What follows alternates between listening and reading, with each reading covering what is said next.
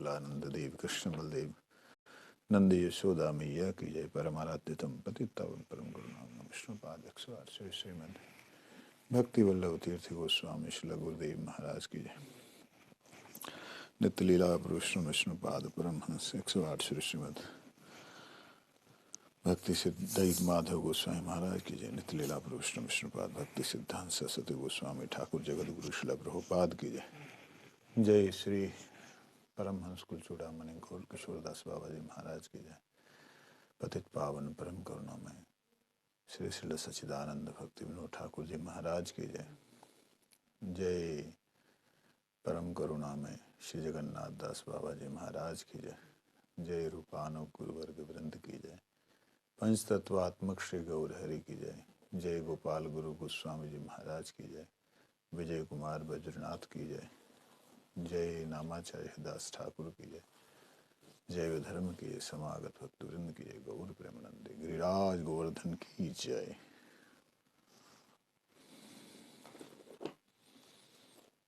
गुरुवे गौरचंद्राय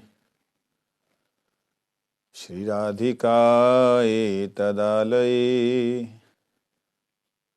कृष्णाय कृष्ण भक्ताय तद्भक्ताय नमो नमः। वंशाकल्पतरुभ्यश्च कृपा सिन्धुभ्यैव च पतितानां पावनेभ्यो वैष्णवेभ्यो नमो नमः। श्री कृष्ण चैतन्य प्रभु नित्यानंद श्री अद्वैत गदाधर श्रीवासादि गौर भक्त वृंद।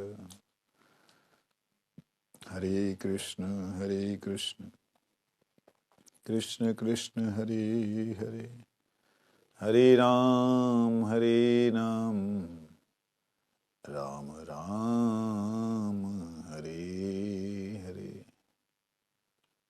भूमस्वक्लितपादानां भूमिरेवावलम्बनं त्वयि जातप्राधानां त्वमैव शरणं प्रभु।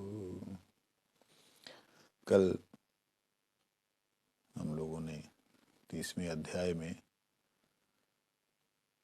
ब्रजनाथ जी का जो एक प्रश्न था सुबल सखा का कि मैं तो सुबल सखा के अनुगत में हूँ। देखिए, इन लोगों को गुरु कृपा से अपनी अपनी स्थिति का ज्ञान हो गया था। कौन? गुरुदेव परमहंस श्री बाबा जी महाराज, जो वहाँ श्रीवासंगन में विराजमान हैं। उनकी कृपा से उनको अपने अपने सेवा में अनुभव प्राप्त हो गया। अक्सर जिनको सेवा में अनुभव प्राप्त होता है वो संसार से विरक्त हो जाते हैं, परंतु गुरुजी ने आदेश दिया विवाह करने के लिए ब्रजनाथ को, तुम विवाह करो।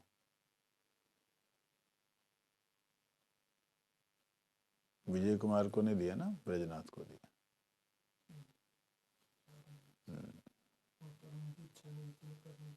हाँ, तो जिसको परमानंद रस मिल गया वो संसार के विषयों में किस प्रकार जाएगा? जा नहीं सकता।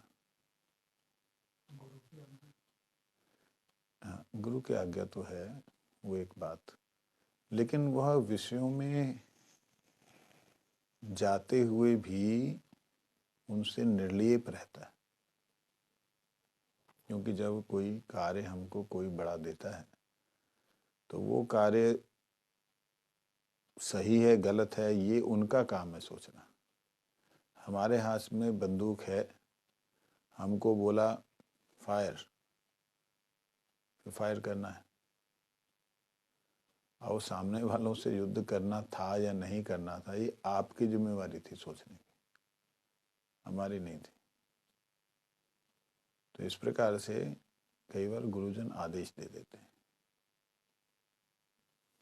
वो हमें करना है, उसका जो भी हो उसको हमने ध्यान यही रखना है। अब प्रश्न उन्होंने जो किया कि भाई मैं तो सुबल जो सखा हूं उनके अनुगत में हूं। सुबल सखा कौन है? सुबल की शक्ल जो है राधा रानी से मिलती है, दिखने में ठीक राधा रानी जैसे ही है, सुकुमार से हैं, छोटे से जैसे वो हैं। तो उसने बोला मुझे मधुर रस श्रवण करने का अधिकार कितना है महाराज? आपने बोला कि अब मधुर रस की बात होगी, जो गंभीर अति गंभीर है, गहरे से गहरा है, मेरा क्या अधिकार है?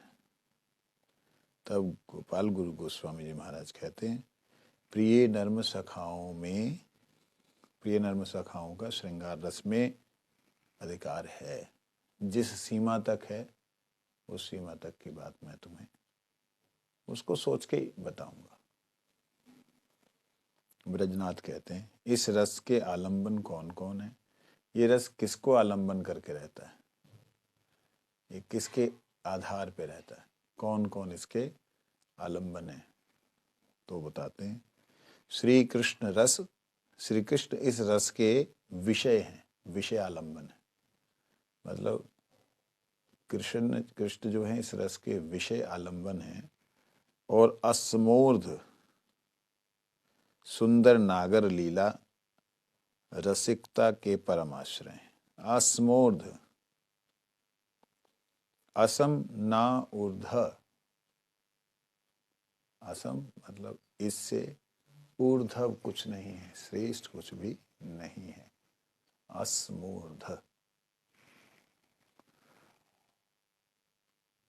हाँ, अस्मो अस्मो असमानोर्ध, असमानोर्ध, असमानोर्ध मतलब असम, समान नहीं, ना ऊर्ध, कहते इसके समान और इससे बड़ा कुछ नहीं है। और सुंदर नागर लीला, नागर लीला मतलब गोपी और कृष्ण की लीला, रसिकता के परम आश्रय हैं। गोपिकाएं इस रस के आश्रय आलंबन है। ये रस जो है ये किसको आलंबन करके रहता है, किन में दिखाई देता है? कहते गोपियों।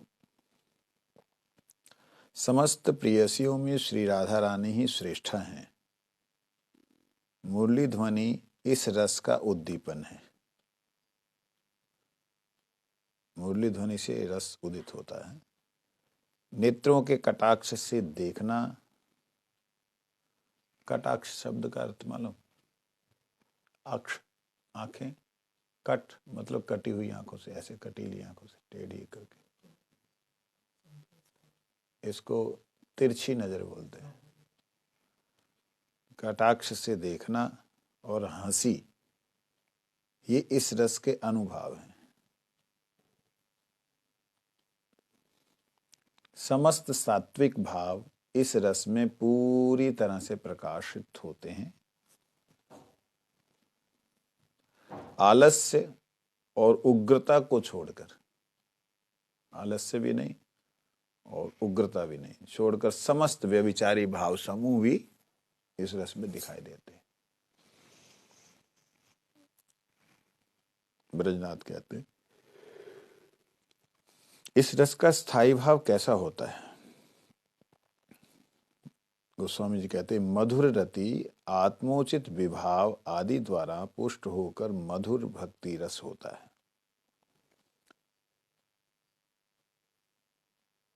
स्थायी भाव क्या है इसका? यह राधा माधव की रति किसी प्रकार भी स्वजातीय अथवा विजातीय भावों के द्वारा विच्छेद दशा को प्राप्त नहीं होती। प्रश्न उन्होंने किया कि इसमें स्थायी भाव कौन सा है, कोई हमेशा जो रहता है टिका हुआ। कहते मधुर रति, जो मधुर प्रेम है, आत्म उचित विभाव आदि द्वारा पुष्ट होकर मधुर भक्ति रस होता है। जो आत्म उचित, आत्मा को जो जरूरत है, जो आत्मा को जो लगता है, आत्मा की जो खुराक है, वह विभाव के द्वारा ये पुष्ट होता है और भक्ति रस बनता है। राधा माधव की जो रति है, आपस में जो प्रीति है, आपस में जो एकत्व है, किसी प्रकार भी वो स्वजातीय या विजातीय भावों के द्वारा विच्छेद दशा को प्राप्त नहीं होता। हालांकि ये स्वजातीय और विजातीय शब्दों का प्रयोग इस लीला में होता है। मेरी है, मेरे पक्ष की हैं, उनके पक्ष की हैं, जैसे कल हम लोग चिंतन कर रहे थे। होता है कि राधा रानी के पक्ष की हैं, तो जो जिसके पक्ष का होता है उसकी महिमा बोलता है ना, है ना। लेकिन उल्टा हो रहा था कल। दोनों एक दूसरे को प्रसन्नता प्रदान करने की चेष्टा कर रहे थे, दोनों एक दूसरे के गुण गा रहे थे। मतलब उनको सुख मिलने के लिए। वो तो दुख मिल रहा है उनको कि दुख भाई मेरे गुण क्यों गा रहे हो, तुम तो इतने ही सुंदर हो। दुख इसलिए मिल रहा था कि अगर दो आपस में है, तो अगर दो प्रतियोगी आपस में है, तो अगर उसको दुख होता है तो मुझे हर्ष होता है। हाँ। मैं हारता हूँ तो सामने वाले को खुश सुख मिलता है। हाँ। लेकिन यहाँ बिल्कुल ही उल्टा देखो, स्वयं हार के आनंदित होना और जो जीत रहा है, जिसके गुण गाए जा रहे हैं, वो दुखी होना। मैं अब क्या जवाब दूं? कितना दिव्य राज्य है वो। क्योंकि हम ये सोच रहे हैं कि सामने वाले को सुख मिल रहा है। नहीं, वो तो एक वो मतलब कल वाले प्रसंग में नहीं है, वैसे है। हाँ, वैसे है, वो यही दिव्यता है। यहाँ कहते हैं, यहाँ पे स्वजाति, अपनी जाति की, विजातीय उसके ग्रुप की, कहते ये भावों द्वारा विच्छेद दशा प्राप्त नहीं होती। इसमें जो है कोई द्वंद्व पैदा नहीं होता, उसका पक्ष का है, इसके पक्ष का है, तो द्वंद्व पैदा नहीं होता। अद्भुत है वो राज्य जो इस जगत में दिखाई नहीं देता। कई लोग कीर्तन ऐसे ऐसे गाते हैं कि वो राधा रानी के पक्ष में खड़े होकर के कृष्ण की निंदा करते हैं। कई लोग कृष्ण के पक्ष में खड़े होकर राधा रानी की निंदा करते हैं, मतलब राधा रानी के कुछ कम दिखलाते हैं। ये नहीं होता है उस राज्य में। स्वजातीय और विजातीय ये भावों के द्वारा वो अलग नहीं होते, वो अलग नहीं होते कि भाई उनमें कुछ भेद पैदा हो जाए ना, ये दशा ही नहीं आती। प्रश्न किया कि मधुर रस कितने प्रकार का होता है। उत्तर दे रहे हैं, विप्रलंभ और संभोग भेद से मधुर रस दो प्रकार का है। विप्रलंभ और संभोग भेद से मधुर रस दो प्रकार का होता है। ब्रजनाथ कहते हैं विप्रलंभ किसे कहते हैं? पूर्व राग, मान और प्रवास भेद से विप्रलंभ अनेक प्रकार का होता है। इसमें अनेक प्रकार के हैं।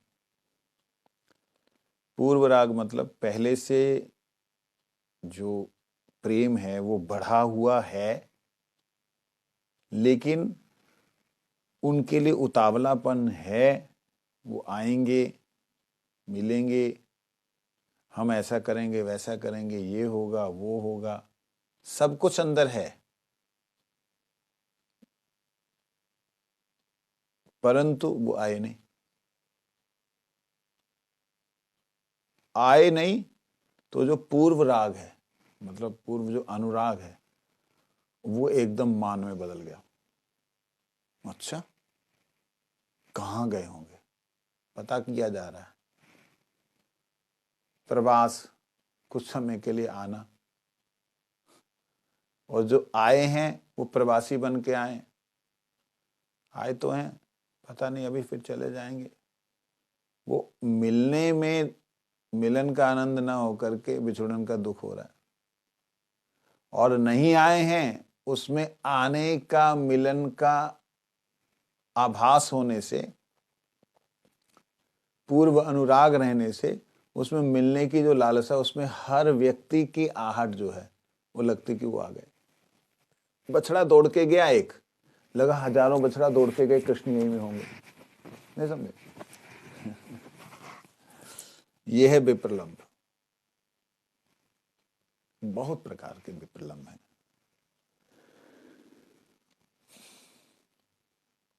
अब बता रहे हैं एक एक पूर्व राग, मान और प्रवास के बारे में। कहते मिलने से पूर्व जो भाव होता है वो पूर्व राग है।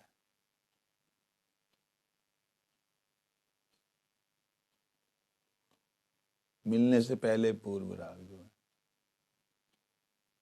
मिलने पर ऐसा ऐसा ऐसा मैं बोलूं, वो ऐसा बोलेंगे, ये जो है ना सारा पूर्व राग है।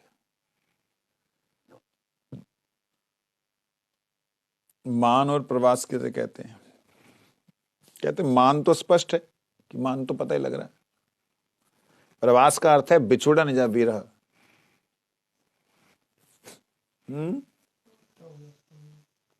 ना मिले, मिलने पर भी मिलन का सुख नहीं, और आए ही नहीं, प्रवास कहीं और कर लिया, कहीं और चले गए, परवास, दूसरे के साथ वास कर रहे,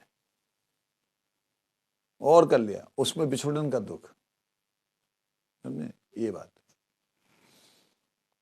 जब विरह, विचरण तो हुआ ही नहीं होगा ना। विचरण तो जब होगा जब मिलन होगा, तब विचरण होगा। नहीं नहीं, ये तो हम लोगों के लिए, उनका तो मिलन नित्य है। वो तो सुबह अभी मिले थे, दोपहर को भी कहीं मिले थे, अब संध्या के समय में थोड़ा सा कोई गोपी कन्हैया को पकड़ करके खींच के ले गई, तेरे लिए माखन बनाया, ले खा ले। इतने में राधा रानी हैरान हो रही है, कहाँ चले गए? प्रवास दूसरे के पास, और वो इंतजार कर रही है। यहाँ हो रहा है क्या? विछुड़न। विछुड़न में दुख हो रहा है, विरह मिल रहा है, कष्ट मिल रहा है, इस प्रकार से ये चीज है। तो ये विप्रलंब के अंदर के पूर्वराग, मान और प्रवास ये है। और संभोग किसे कहते हैं? कहते दोनों का मिलन होने पर जो भोग अर्थात आनंद होता है उसे संभोग कहते हैं। जब दोनों जन मिलते हैं, उनको आपस में मिलने पर जो एक भोग होता है, आनंद होता है, उसे संभोग कहते हैं। जहां पे दोनों सम हो जाएं, दास दासी, मैं अधीन, वो मेरे प्रभु, मैं उनके अनुकूल, ए ना रहे, सम हो जाए, समान भोग और संपूर्ण भोग, संपूर्ण प्राप्ति। ये मधुरस के संबंध में और अधिक कुछ नहीं कहूंगा। मधुरस के अधिकारी साधक इस विषय का रहस्य अगर जानना चाहते हैं तो फलाने ग्रंथ से जान लें। किससे?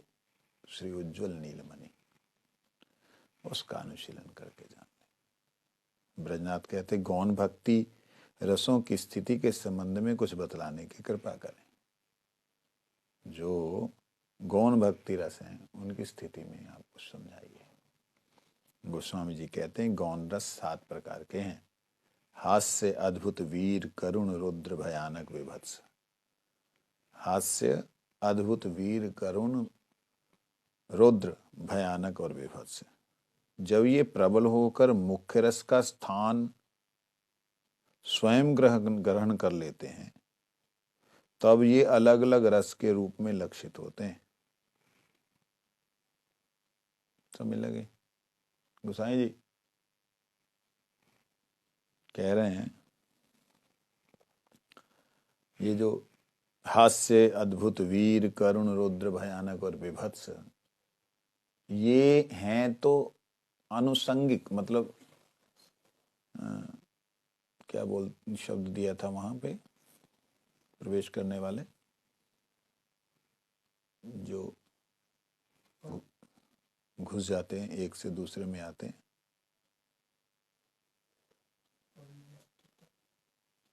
हैं?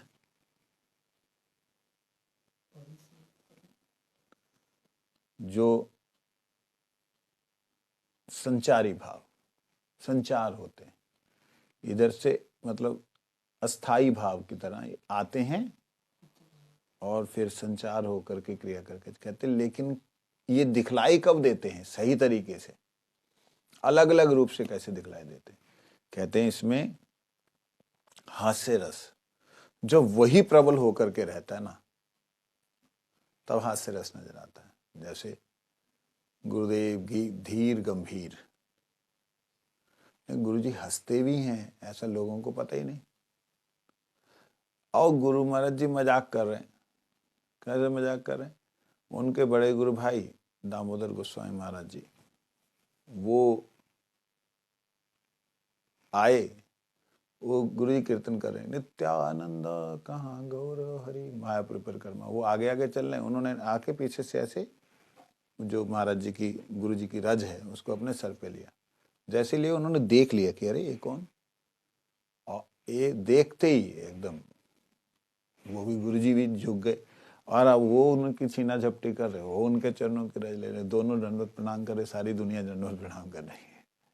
तो इस प्रकार से गुरुदेव के अंदर का उस समय का वो हास्य रस अलग से दिखलाई दिया कि वाह गुरुदेव हंसते भी हैं, गुरुदेव मजाक भी करते हैं। ऐसे कई बार जो हास्य रस प्रबल हो जाता है तो सारी मर्यादाएं छूट जाती हैं, कोई मर्यादा नहीं रहती। फिर परम पूज्यपाद नरसिंह महाराज जी और परम पूज्यपाद निष्किंचन महाराज जी, हमारे दोनों गुरुवर्ग एक बार दिल्ली मठ में दोनों जने, हम छोटे छोटे थे तब, 18-20 साल की उम्र होगी। तो दोनों जने प्रणाम करने लगे। नरसिंह महाराज ने निष्किंचन महाराज जी की धूली को सिर पे लिया, उन्होंने उनकी लिया। बस फिर तो जो हुड़दंग हुआ, मैं तो गद्दा लेकर के इधर बिछाऊं उधर बिछाऊं, इतना अच्छा लगा। बल उन लोग को कपड़े खुल गए दोनों जने इतना जोर कर रहे हैं कि वो सिर पे उनके चरण लगा लेंगे, वो उनके चरण सिर पे लगा लेंगे। तो ये जो रस देखा निष्किंचन महाराज जैसे गंभीर व्यक्तित्व में, वो हास्य रस जो है एकदम अपनी वीरता को लेकर के, अद्भुत स्थिति को लेकर के आ गया। अब ये तो बड़ी अद्भुत स्थिति थी, कपड़े खुल जाएं, हैं? तब वो रस मुख्य हो जाता है। कहाँ? सात गौण रस है, जब वो पूरा होने संचालित होता है तो उस समय वो मुख्य रस। हाँ, तमो रस कहाँ है? तमो नहीं, हाँ तब वो अच्छा, मैं कह तमो रस ये क्या हो गया? तब ये मुख्य हो जाता है। अब देखिए निष्किंचन महाराज जी अवधूत की तरह सिर्फ कोपिन, सब कपड़े और नरसिंह महाराज भी, हाँ नरसिंह महाराज कहते तुम नंगा हो गया जो हम लोगों को आनंद। तो ये चीज जो है कहाँ, मतलब एकदम धीर गंभीर रहने वाले परम पूज्य निष्किंचन गोस्वामी महाराज, धीर गंभीर रहने वाले, वो हर बात को बहुत ज्यादा सोचने वाले, उनमें भी ये होगा पता नहीं था, ये तो उसी दिन हमने देखा। और मतलब हास्य के साथ साथ अद्भुत रस था कि चरण छूना, और उनके चरण हुआ ये, नरसिंह महाराज थोड़े बलशाली है ना, उन्होंने सिर चरण जो है ना उनके पकड़ के सिर पे लगा लिया। अब वो उनका पूरा ऐसे लगा मेरा लूट लिया, तब वो सिर लगाएंगे हम तो खैर मैं तो गद्दे इधर से उधर खींच के कर रहा था कि कोई चोट ना लग जाए छोटा सा कमरा, ये जो गुरु जी का कमरा है इससे भी छोटा था वो कमरा, छोटा सा कमरा था, कहीं सिर पे दीवार पे सिर ना लग जाए ऐसे। उसमें अपना वीर भाव प्रकट करना। बाद में जब जैसे कपड़े खुले ना, महाराज संकुचित हो गई, तो हम लोग संकुचित होने से वो एकदम ऐसा भयानक जैसा, मतलब मैं क्या क्या, ये क्या हो गया, लज्जा। तो कहने का मतलब कि जो भी भाव, अद्भुत रस, ठाकुर जी की विचित्रता, अरे क्या कैसा लग रहा, कोई वर्णन नहीं करने को आ रहा। क्या हुआ, वो गए थे जाकर के पलाश का जो क्या बोलते हैं वो लाल लाल फूल होता है, उसका रंग बनाते हैं ना, कौन सा फूल होता है, हैं? ना, टेसू, टेसू का, मंदार का, और वो जो दांतों की जो होती ना वो लाली, रंगीली दांत, कत्था जो रंगीली दातन होती है उसका, वो लोग क्या करते हैं, जाते हैं सखा लोग, उसको ऐसे ऐसे घिसते हैं, घिस करके उस, हाँ जाटी, तो उसको घिस करके उसको फिर वो रस निकालते हैं, रस निकाल करके कृष्ण का श्रृंगार करते हैं, ब्रजरज के द्वारा उस ब्रजरज में मिक्स करके कृष्ण का श्रृंगार करते। तो कभी कभी ना कृष्ण कृष्ण ही नहीं दिखता, वो जो ऊपर का श्रृंगार होता है वही दिखता है। आप देखिए राधा वल्लभ जी को जाकर के, राधा श्याम सुंदर जी को कई बार इतना ऐसे ऐसे ऐसे श्रृंगार किया था, ये सब कुछ दिखता ही नहीं, उसमें ऐसे फूल फाल बने रहते ऐसे चक्कर। देखा ना, नहीं देखा, नेट पे देख लेना, राधा दामोदर जी, राधा वल्लभ जी, राधा श्याम सुंदर जी, बस ऐसा छाप, वो मतलब। तो ऐसा कई बार ना कृष्ण का श्रृंगार कर देते हैं। तो एक दिन कृष्ण का श्रृंगार कुछ ऐसा किया, अद्भुत,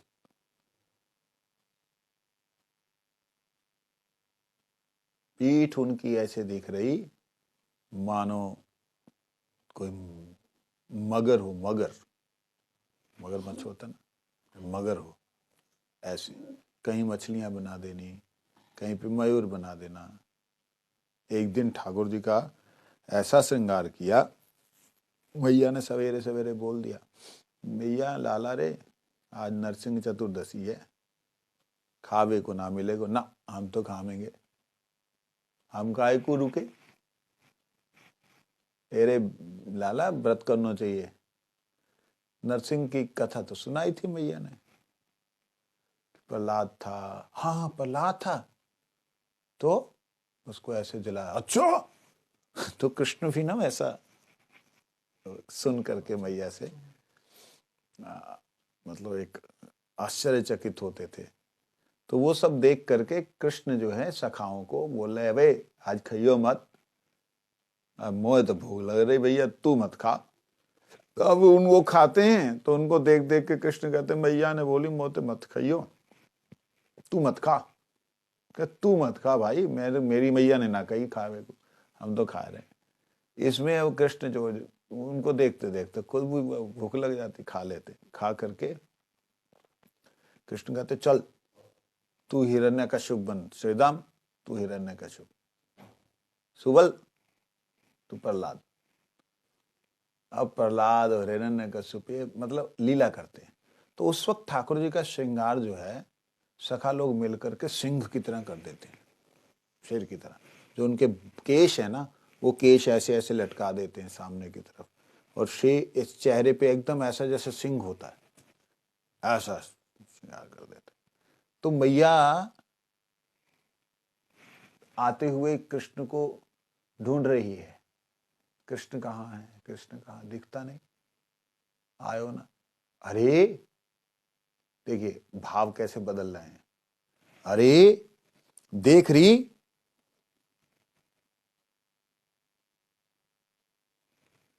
जी शेर जो है भीतर घुस गो गैयन में, ये दाऊ जी कहाँ है, अरे श्रीदामा कहाँ है, देखियो, अरे ऊपर से छोरी देख रही है, हाँ मैया एक सिंह घुसो भयो, हे कोई असुर होएगो, विभत्स भयानक भाव प्रकट हो रहे। अद्भुत भाव, मतलब एक तो ठाकुर जी का रूप अद्भुत, भयानक दिख रहा है, विभत्स दिख रहा है।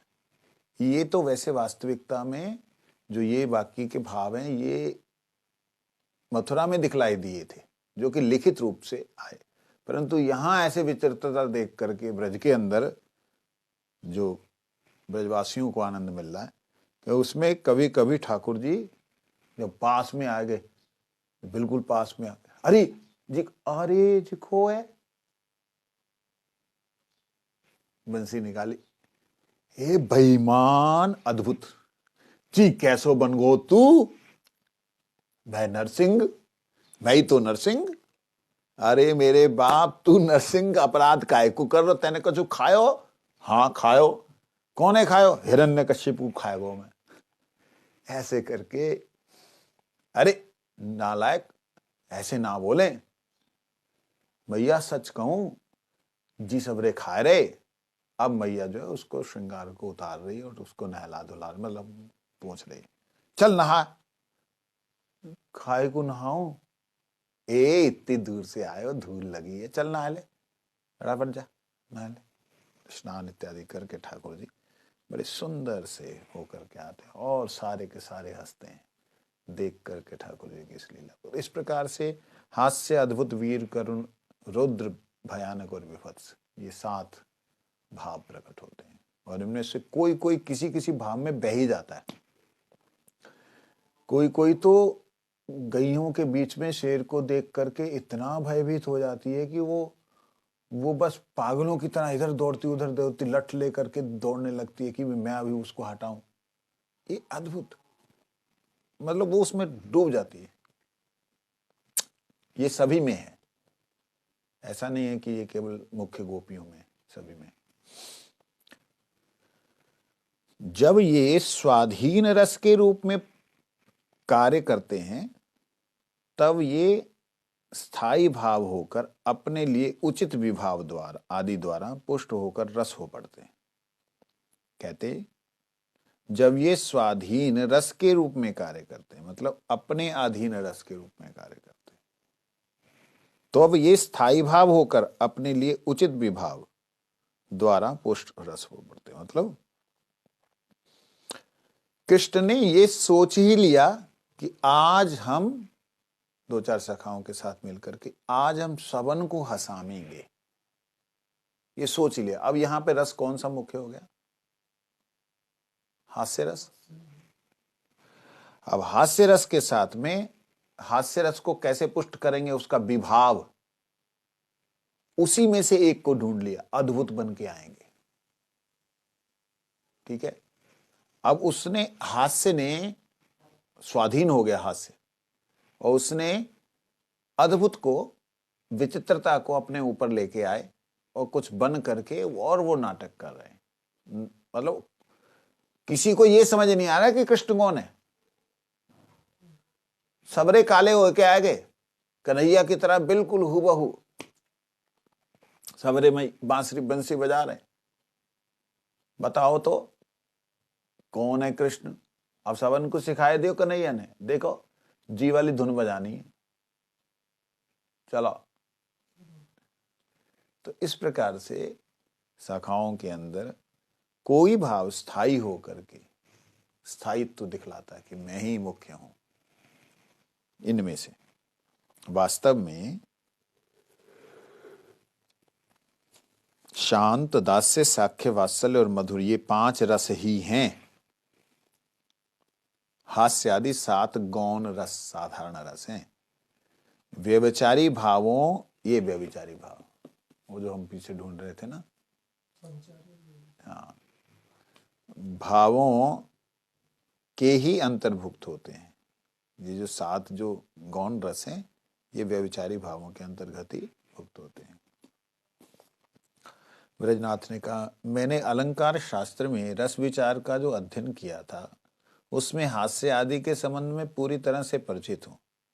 अब ये बतलाइए कि मुख्य रसों के साथ इसका क्या संबंध है? मुख्य रस तो वो 5 है, उनके साथ संबंधित है। गोपाल गुरु गोस्वामी जी कहते हैं, अब मैं शांत आदि रसों की परस्पर मित्रता और शत्रुता की बातें बता रहा हूं।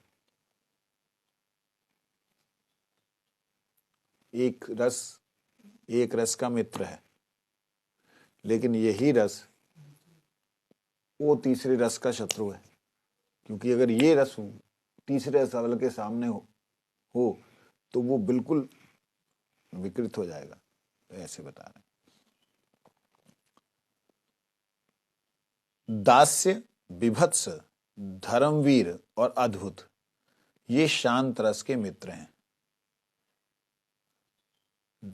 शांत रस जो है उसके अंदर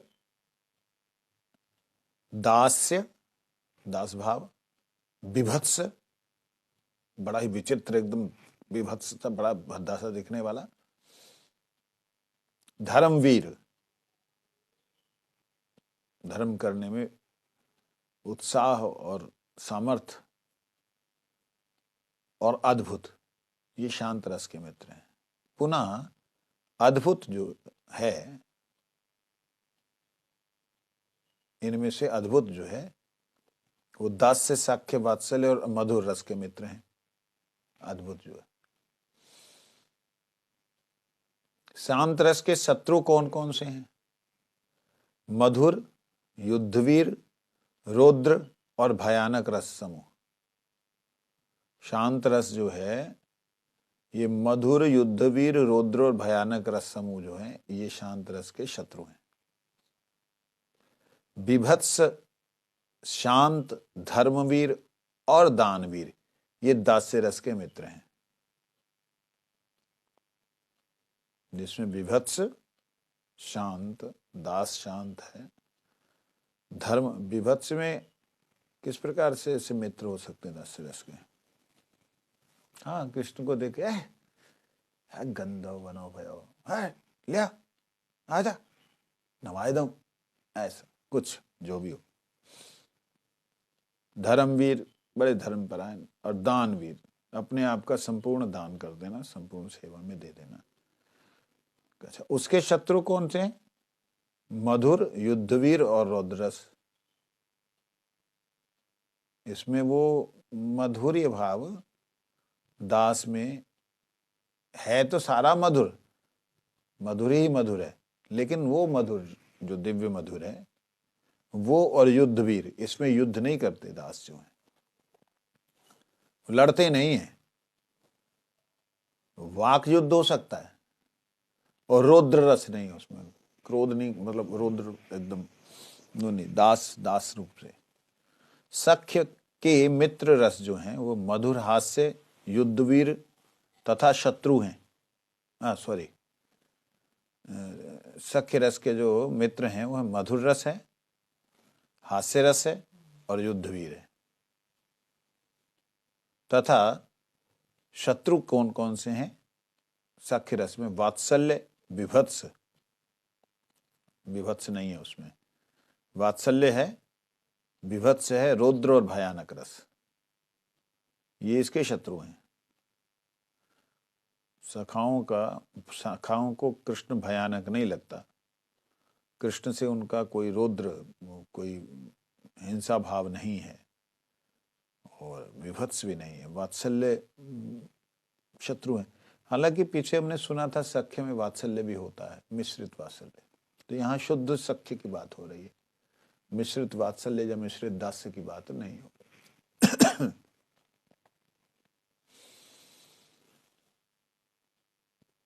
ये जो हम देख रहे हैं ना, सुन रहे हैं कि ये 5 रस हैं, 7 वो रस हैं, वास्तविकता में ये तो केवल गिनती गिना रहे हैं। 1 2 3 4 5 सेब, ये 5 सेब हैं, और दूसरी तरफ पड़े हुए 6 सेब हैं। अब इसको इस तरीके से दिखा दिया, 1 सेब, फिर 2 सेब, फिर 3 सेब, फिर 4 सेब, फिर 5 सेब, कितने हो गए? चार नौ तीन 15 हो गए। 5 4 9 9 3 12 12 3 12 2 14 1 15 हैं तो 5 ही। देखा जाए तो 1 सेब, 2 सेब, 3 सेब, 4 सेब, 5 सेब, लेकिन 15 बन गए, क्योंकि एक दास्य रस जो है वो दूसरे में दास्य रस डबल होकर के अपना भी उसका भाव है, वो भाव के साथ में दास्य मिश्रित है, और उसके साथ में वो जैसे तीसरे पे गया तो वो दोनों तीनों जो है उसके साथ और मिश्रित है, मतलब तीसरा अपने आप में थर्ड क्वालिटी आ गई उसकी, परंतु 2 उसमें और हैं। इस तरीके से रसों की विचित्रता अनकाउंटेबल, मतलब उसको गिन नहीं सकते। हमको जो बताया जा रहा है वास्तविकता में ये कुछ भी नहीं बताया जा रहा। हम कह रहे हाय पता नहीं क्या होता, इतना गहरा, इतना कुछ भी नहीं बताया जा रहा। ये अपने आप ही बोलेंगे भक्ति विनोद ठाकुर जी और गोपाल गुरु गोस्वामी कि ये सिर्फ इशारा मात्र है, अथाह सागर भक्ति रसामृत सिंधु का उसकी एक बूंद रूप गोस्वामी जी ने बताई, उसका ये हाल है।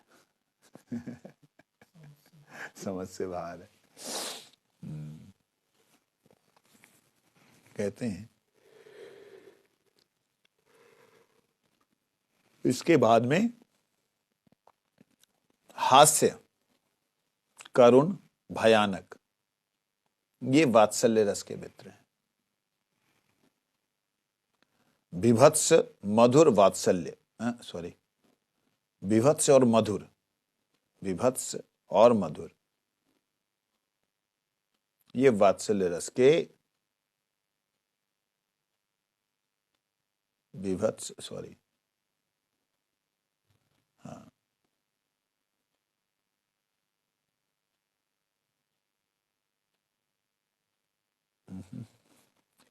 हास्य और साख्य मधुर रस के मित्र हैं। सॉरी, हास्य, करुण और भयानक, ये वात्सल्य रस के मित्र हैं। हास्य, करुण और भयानक मित्र हैं, मतलब उनके साथ में रहते हैं।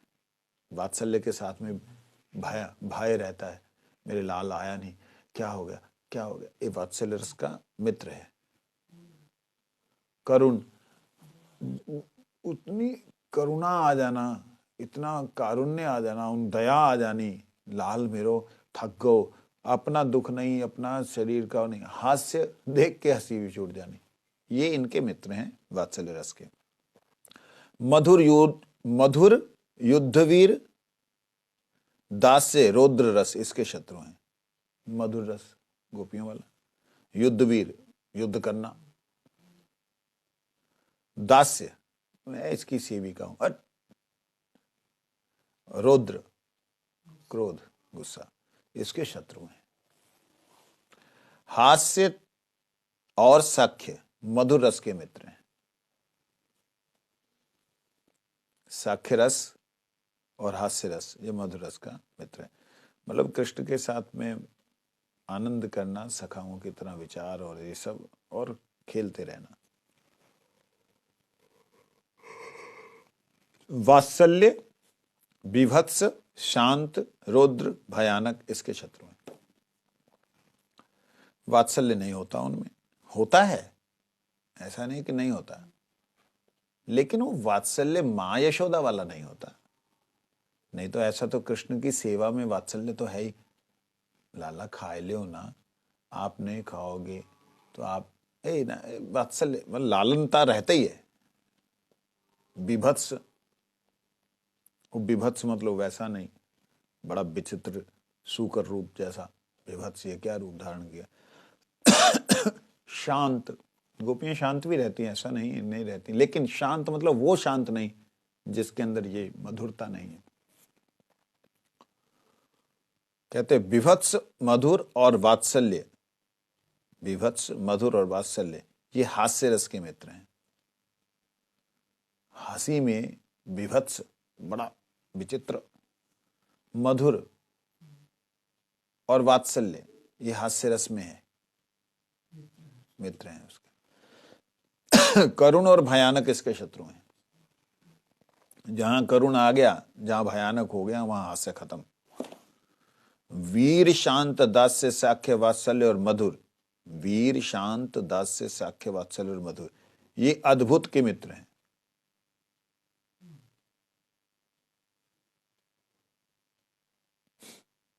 डिटेलिंग देख रहे हैं।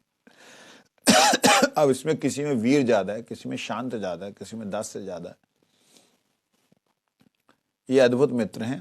तथा हास्य किसके मित्र हैं? अद्भुत के। अद्भुत, ये क्या? अरे बाप, अद्भुत के मित्र, इसमें हास्य नहीं रहता। साख्य अद्भुत में मालूम है ये है। अद्भुत क्या है इसका?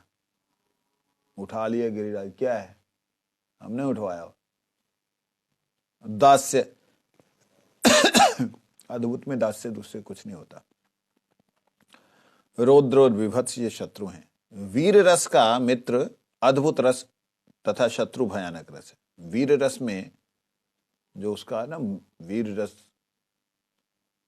मतलब उसमें अद्भुत जो रहता है वो भाव रहता है। जैसे डील डॉल देख कर अरे गजब, मतलब लेकिन इसका जो शत्रु रस है ना, वीर में भयानक रस, मतलब अगर भय पा गया तो फिर शत्रु खत्म, फिर तो युद्ध ही ना कर पाएगा, वीर रस ही नहीं हो पाएगा उसमें। किसी किसी के मत से शांत और वीर, जो शांत है वो भी वीर रस का शत्रु है ही है। रौद्र और वात्सल्य ये करुण रस के मित्र हैं। करुण रस के मित्र कन्हैया, इसमें रौद्र और वात्सल्य। अच्छा, रौद्र में भी करुण है कैसे? अच्छा, माँ यशोदा ने दिखाया गुस्सा, हालांकि वो गुस्सा क्षण भर के लिए दिखनाने वाला, आंखें बड़ी बड़ी करके। करुण भाव है, बिगड़ ना जाए तो वो मित्र है, ठीक है। तथा वीर रस, हास्य रस, संभोग नामक श्रृंगार रस, और ये अद्भुत रस के और अद्भुत रस ये करुण रस के शत्रु हैं। जो करुण भाव है इसमें ना तो वीर होता है, ना आनंद मजाक होता है, ना संभोग रस नामक श्रृंगार रस है, और ना ही मतलब ये अद्भुत रस भी उसमें नहीं है। किसमें? करुण। करुण रस और विभत्स, करुण रस और वीर रस ये रौद्र रस के मित्र हैं। करुण और वीर रौद्र के मित्र हैं। अच्छा, तथा हास्य, श्रृंगार और भयानक इसके शत्रु हैं। रौद्र के गुस्से के, क्रोध के जो शत्रु हैं वो हास्य, हंसी आ गई तो गुस्सा गया।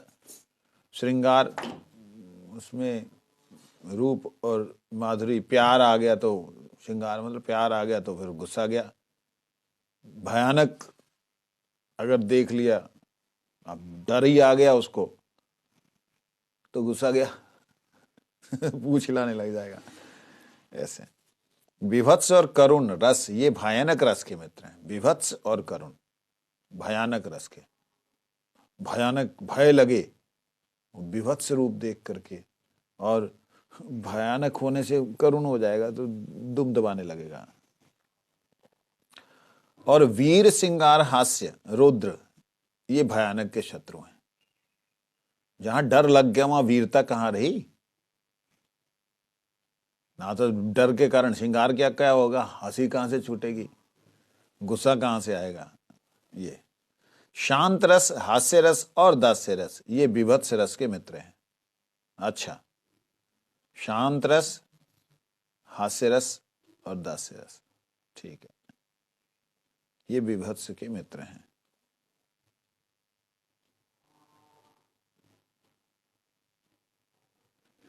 श्रृंगार और सख्य उसके शत्रु है। किसके? विभत्स के।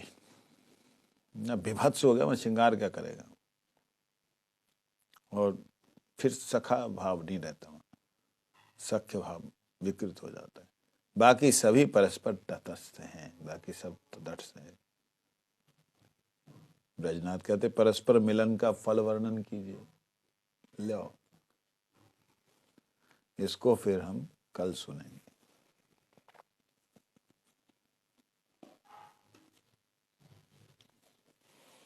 वंशा कृपा सिंधु पतितानां पावनेभ्यो वैष्णवेभ्यो नमो नमः।